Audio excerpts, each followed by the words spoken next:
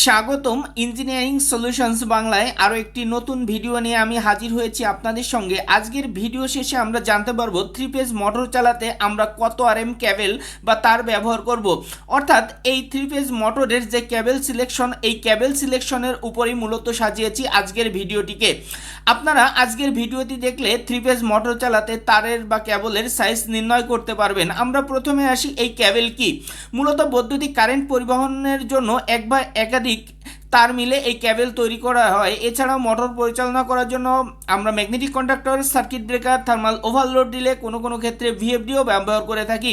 মূলত মোটরের সেফটি প্রদানের জন্য circuit breaker, thermal overload delay ব্যবহার করা হয় এবং মোটরকে আমরা নিয়ন্ত্রণ করার জন্য বা কন্ট্রোল করার জন্য আমরা ব্যবহার করে থাকি ম্যাগনেটিক কন্ডাক্টর। মোটর পরিচালনার জন্য সাধারণত দুই ধরনের কেবল আমরা ব্যবহার করি, BYA PVC insulated non sheathed single core wire এবং NYY PVC insulated and PVC sheathed multi core wire.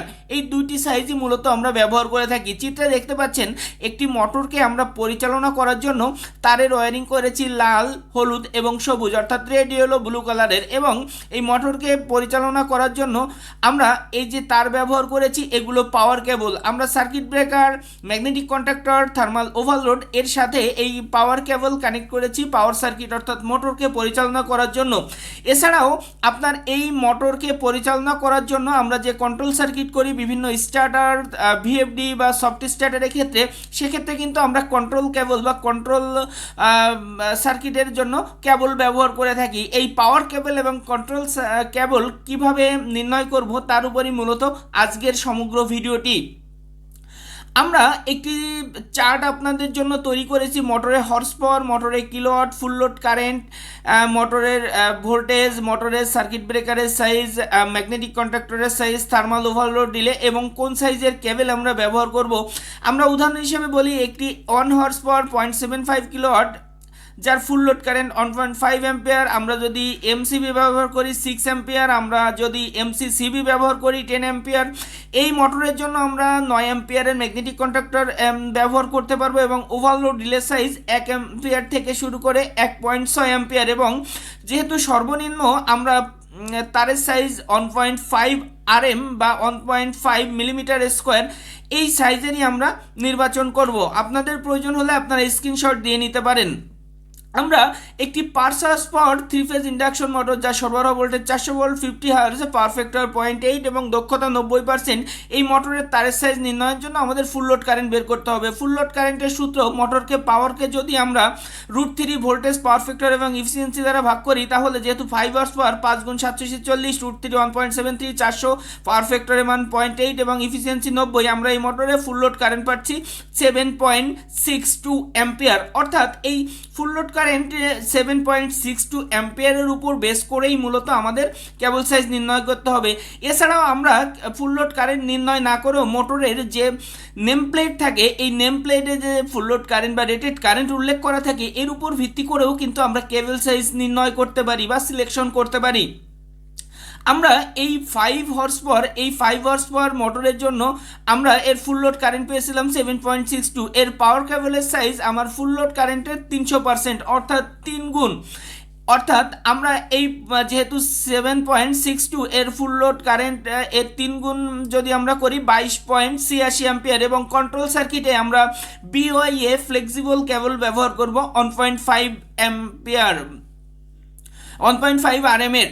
এখন আমরা এই যে মোটর, এই মোটরের জন্য আমরা ব্যবহার করব বিওয়াইএ। আমরা চিত্রে একটি বিওয়াইএ কেবল এবং এই বিওয়াইএ কেবলের আপনার 16 আরএম পর্যন্ত তারের সাইজ উল্লেখ করে দিয়েছি। দেখেন আমাদের যেহেতু ফুল লোড কারেন্ট 22 অ্যাম্পিয়ার, এই 22 অ্যাম্পিয়ারের জন্য আমরা কোন সাইজের কেবল বা ওয়্যার ব্যবহার করব তার উপরই আমরা এই চার্টটি আপনাদের জন্য উপস্থাপন করেছি। আমরা এখানে 2.5 আরএম এটি দেখতে পাচ্ছেন যে কন্ডুইটের ভিতরে এটি যদি ব্যবহার করি তাহলে 22 অ্যাম্পিয়ার কপারের জন্য কারেন্ট ক্যারি করতে পারবে। অর্থাৎ আমরা এই পার্সাস পাওয়ার মোটরের জন্য আমরা বিওয়াইএ কেবল সাইজ যেখানে 22 অ্যাম্পিয়ার ক্যারি করতে পারবে 2.5 আরএম, এটি আমরা বিওয়াইএ বা এনওয়াইওয়াই সাইজ নির্ধারণ করতে পারি।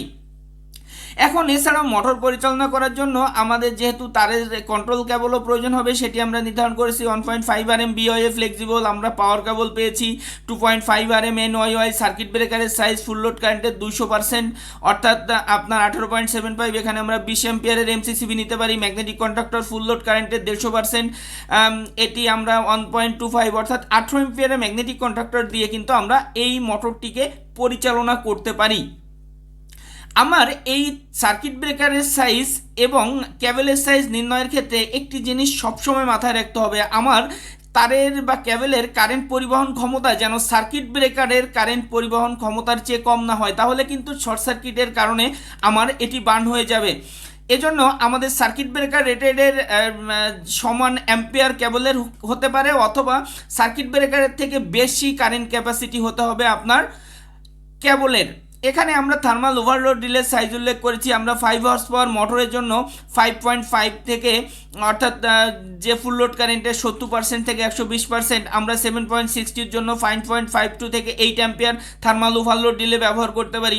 আমরা পূর্বের যে চার্টটা দিয়েছিলাম, আমাদের যেহেতু 5 horse power motor 3.7 kilowatt, 7.5 ampere ফুল লোড কারেন্ট, 20 অ্যাম্পিয়ারের আমরা এমসিবি বা 20 অ্যাম্পিয়ারের এমসিসিবি, 9 অ্যাম্পিয়ারের আপনার 12 অ্যাম্পিয়ারের ম্যাগনেটিক কন্ডাক্টর, 5.5 থেকে 80 অ্যাম্পিয়ারের আপনার থার্মাল ওভারলোড রিলে, 3 গুণ 2.5 বিওয়াইএ মিলিমিটার স্কোয়ার। অর্থাৎ আমরা যদি বিওয়াইএ কেবল ব্যবহার করি তাহলে 2.5 RM এর 3টি তার ব্যবহার করতে হবে, এবং আমরা যদি এনওয়াইওয়াই কেবল ব্যবহার করি তাহলে আমাদের 3 কোর বিশিষ্ট কেবল 2.5 RM ব্যবহার করলেই হবে।